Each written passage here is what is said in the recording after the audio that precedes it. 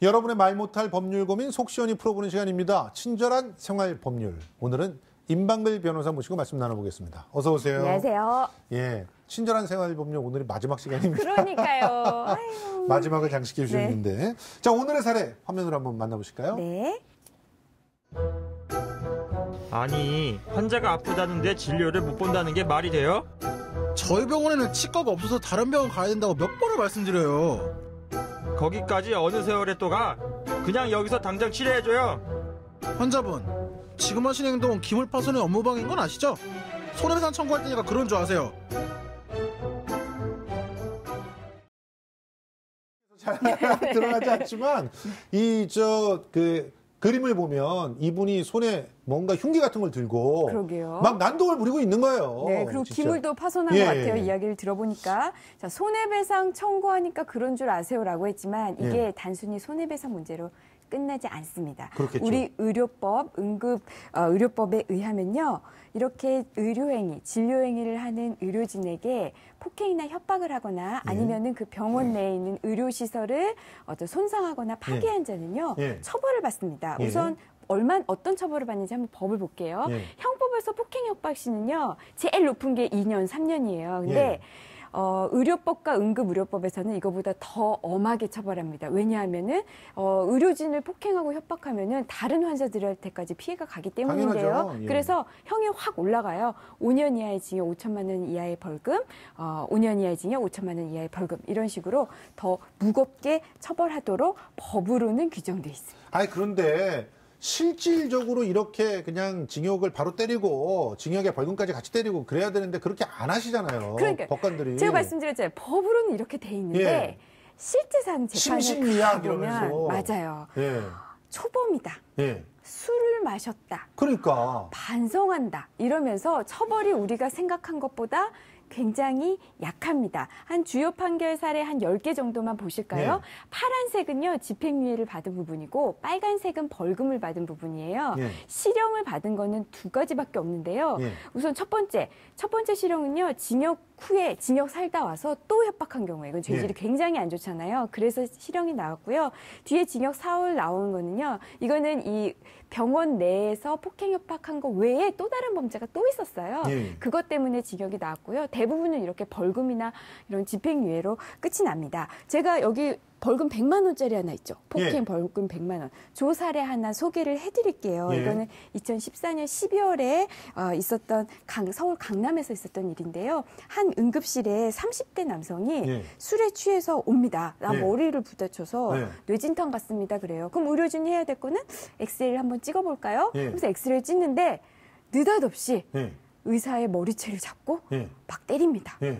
굉장히 황당하잖아요. 말도 안 되는 거죠. 그렇죠. 그래서 폭행죄로 기소가 됐는데 재판부는 이 사람이 술에 취해서 우발적으로 했다라고 하면서 형을 좀 낮게 해줬어요. 그래서 벌금 100만 원이 나왔습니다. 그 정도 했는데도 100만 원밖에 안 나왔어요? 그것도 병원에 있는, 응급실에 있는 의료진에게 했는데 그런데도 벌금 100만 원밖에 나오지 않았어요. 아니, 저번에 보니까 한 경찰 간부가 응급실에서 난동 부리는 장면을 CCTV로 찍혀 있는 걸 본 적이 있거든요.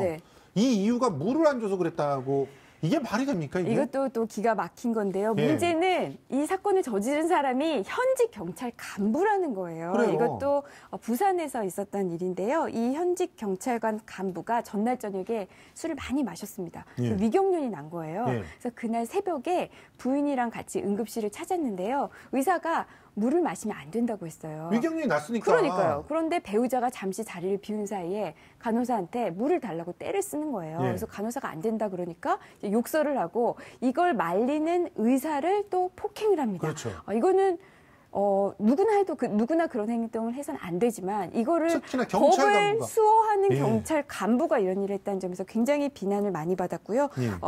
부산지방경찰청은 이 경찰에 대해서 직위해제 조치를 내렸습니다. 직위해제가 아니라 파면을 해야 됩니다. 파면. 직위해제는 언제든지 다시 또 경찰을 할 수 있다는 얘기 아니에요? 맞습니다. 정신을 차려야죠. 어디 가서 경찰이 행패를 갖다가 그것도 의료진한테, 응급의료진한테 행패를 부립니까?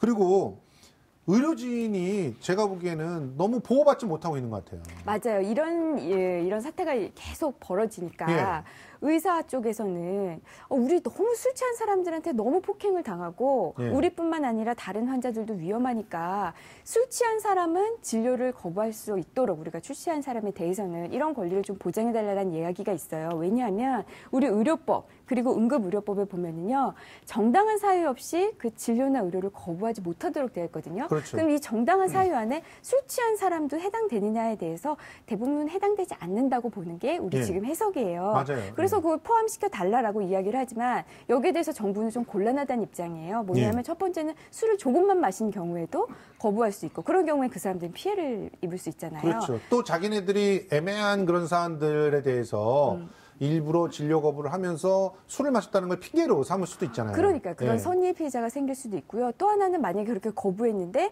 그 사람이 사망한 경우에는 이 책임이 누구에게 있느냐 또 공방이 벌어질 가능성이 있기 때문에 그렇게 개정되기는 지금 어렵다고 보는 게 일반적인 시각입니다. 아니 그러면 그 응급실에는 항상 보안 요원들이 있잖아요. 네. 이 보안 요원들이 좀 이렇게 강력하게 제지하면 안 되나요? 항상 있는 거는 아니에요. 왜냐하면 이 중소병원의 응급실 이런 데 보면은요. 거기는 재정이 열악하니까 의료진을 구하기도 어려운 사정이거든요. 그러니까 보안 요원은 전혀 배치하지 못하고 있는 경우도 많고요. 그리고 이런 대학병원이나 좀 이렇게 보안 인력이 갖춰져 있는 곳도 바로 제압이 어렵습니다. 왜냐하면 우리 경비업법에 보면은요, 이 경비하는 사람이 물리력을 행사하지 못하도록 되어 있어요. 원칙적으로. 물론 막 이렇게 맞아서 그걸 막으면은 뭐 정당방위나 이런 게 해당될 여지도 있지만은 이게 그렇게까지 가기에는 법정 공방을 벌여야 될 가능성이 크거든요. 와서 저 사람도 나를 때렸다, 이거 쌍방폭행이다 이러면 그 곤란해지니까 이분들이 소극적으로 대처를 할 수밖에 없어요. 그러다 보니까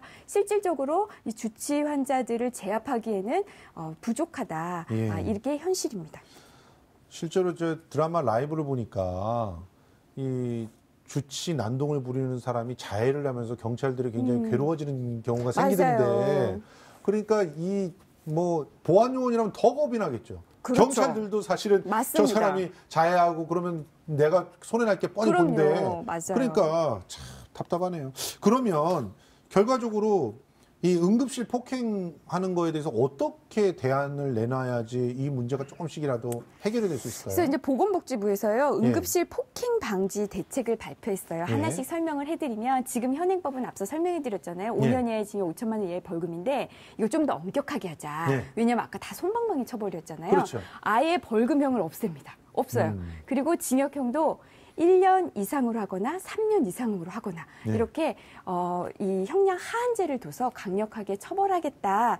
이런 또 조치를 내놓았고요. 또 하나는 응급실 내에 보안 인력 배치를 의무화한다. 아까 중소병원이나 이렇게 좀 재정이 약한 데는 그런 데가 없다고 했잖아요. 보안요원이. 그래서 이걸 설치 기준을 정하고요. 대신에 이거 설치하려면 돈이 들잖아요. 그래서 응급 의료 수가 개선도 검토할 예정이다라고 밝혔습니다. 그렇군요.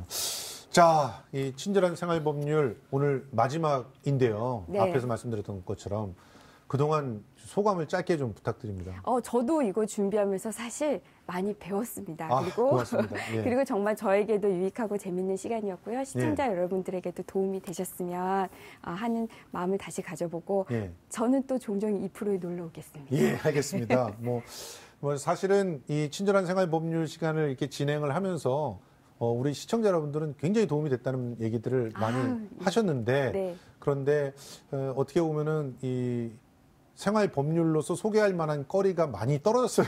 맞아요. 이거 정말 어렵습니다. 전 정말 작가님들에게 박수를 보내고 싶어요. 그렇습니다. 그래서 이제 마지막 방송이니까 너무 아쉬워하지 않았으면 하는 그런 바람이 있습니다.